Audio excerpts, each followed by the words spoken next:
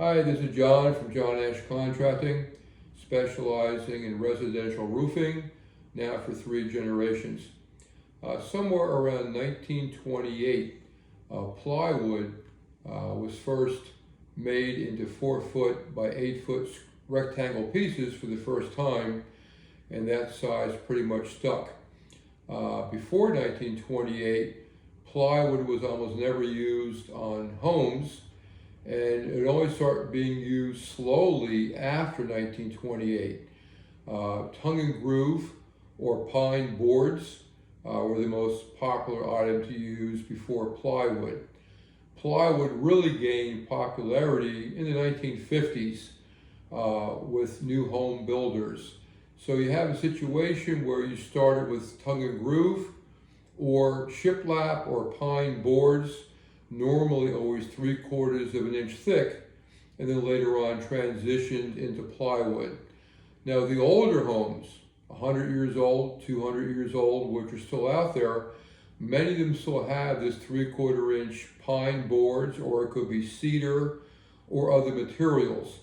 Plywood, on average, all things being the same, will not last as long as the individual thickness 3/4 inch pine or cedar boards, because it's natural wood where the plywood has a lot of glue, whether it be 3 layers, 4 or 5 layers of glue in between thinner sheets. Moisture causes this glue eventually to mess up the plywood, and a lot of times you'll see plywood 30, 40 years old, it might be going bad already. Where we often see a lot of older homes, 100, even 150 years old, and the 3/4 inch pine boards are still in good condition. But, there's always a but.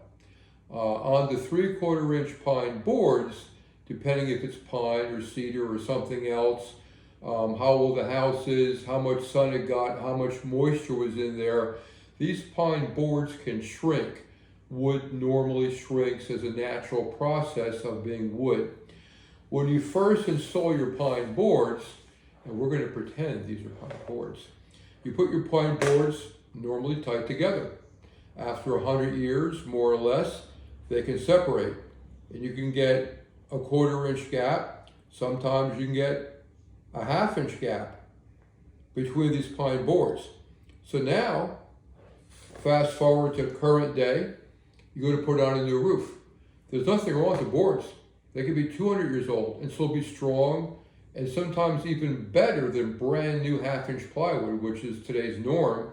These old boards are great. Why tear them off? Why replace them? The problem though is the gaps. So you have these gaps, and then later on, you're putting some kind of tar paper or synthetic felt or ice and water shield over the wood. Now you cover the gaps. You know the gaps are there, but you don't know exactly where they are. So now you're installing a new roofing material, and the roofing material even further hides the gaps.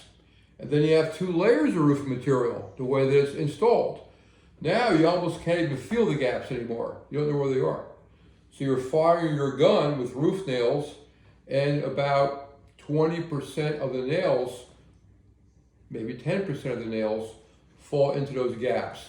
Now the nails that fire into the gaps, there's no wood, the nail might either blow right through everything and cause instant holes, or the nails don't hold properly, and the first couple good winds, the nails are sucking out and pulling out. This creates a problem. A lot of homeowners don't think anything about this when they need a new roof. If you're thinking about calling a roofer, either you can go in the attic with a flashlight and takes 10 seconds to see if you have lots of gaps, or remind your roofer you have tongue and groove, not plywood, but you need to solve this problem before you sign a contract and have the roof done. A lot of other idiot roofers out there don't check things, and oftentimes you're going to find that you're in the middle of the job and nobody discussed this, and now you can't put the roof on because of all the gaps, or you can do a really bad job, and what you got to do now is maybe add 3/8 plywood, depending upon the township codes, on top of this gapped wood, or maybe tear all that wood out and put up all new plywood, that's a decision you really can't make at the last second. It could cost a lot of money. So check in advance, either tell your roofer or you check that you have pine boards or cedar boards, not plywood. Any questions on this, feel free to call me. Thanks.